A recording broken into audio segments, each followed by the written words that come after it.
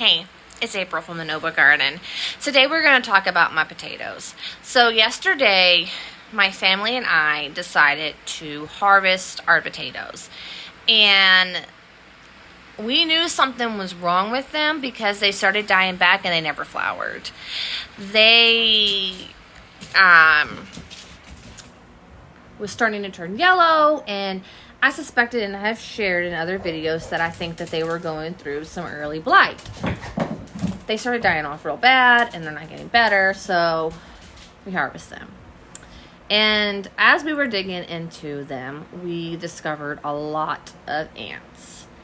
And when I say a lot, I mean, I don't think I've ever seen this many ants in my life in one spot. Ants can always mean all kinds of things, but the ants themselves, I don't think were doing damage to the potatoes. But the other thing that we discovered was these little puncture holes. And from my research last night, I have concluded that they are called wireworms, which are the larvae of click beetles. And it makes sense to me now after I do some research and see some pictures, because I have seen click beetles around the garden, and I knew they were a beetle, and so I was just killing them.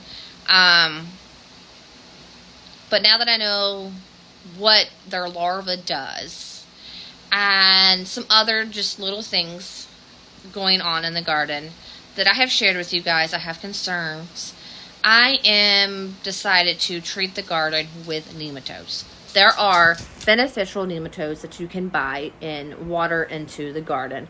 And there is a list of stuff that they kill for you. And that will be coming in this week, the end of the week. And I'm going to make a video talking about nematodes, the benefits of them, why I've chose to use them. And then, of course, we're going to apply them together. And that video is going to be next Tuesday's 5 o'clock video. However, going back to the wireworms, what I was reading is they don't make nests in the potatoes. They don't make the potato their host. They don't poop in it. They don't lay eggs in it. They don't do anything. It is considered a clean cut. So technically you can still eat the potatoes. And I know some people's going to cringe with that. We're still on the fence of that. I don't 100% know what my decision is going to be. I'm more on, well, research says that you can eat it. I can try it. My husband's on the fence like, everything else that was going on in that, I'm not eating it. So I don't really know what our decision is going to be. But I do want to show you the puncture holes that I'm talking about. And I also did take a clip of us harvesting potatoes, because it's a family thing, and kind of just show you what was going on in there, okay?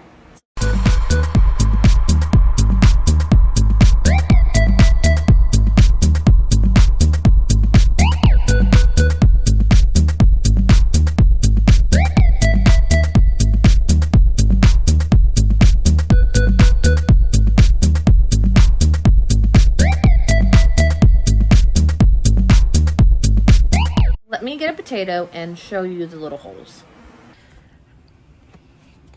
So the best I can show you guys, there's a good example of one of the holes that it made, and hopefully you guys can really see that. It's actually kind of scabbed over, so I was told that through research that the potato can heal from it. There's another one, and there's another one, and there's another one. But I was looking through the basket, and I can show you the harvest. This is what we got, which is not impressive whatsoever, because they're small, and there were 3 different type of potatoes, 3 to 5 pounds each. This basket should be completely full, and I probably should have a second or third basket of this. So this is most definitely not good. But like when I pick up more, I'm not really seeing holes in all of them. But I do need to go through this and decide what I want to do. We have a lot of dark ones like this too, which that one you can really see the holes in. But yeah, there you have the harvest. So I am showing this all to you, and yes, it is not a success. I don't look at it like a failure either, because I learned something new, And I think that's the good thing about gardening. It does suck when something doesn't work the way you want it to. However, learning every year is always a crop. It's never sometimes the same crop. This is my first experience with bad luck on potatoes. It's the first time I put potatoes in a bed, so we might be going back to buckets just because we like to experience with buckets better. But if the nematodes end up being a good beneficial thing to my garden, this was the last straw to push me to get nematodes. So everything in gardening is learning. I don't want you guys to think if something goes wrong in your garden to discourage you. I want you guys to think about it. Like, if it is seriously something you want to do and it's seriously something that you are interested in, look at every bad outcome and even the good outcomes as something to learn. And each year you're going to get better. And I can't promise that every year you're not going to have a problem.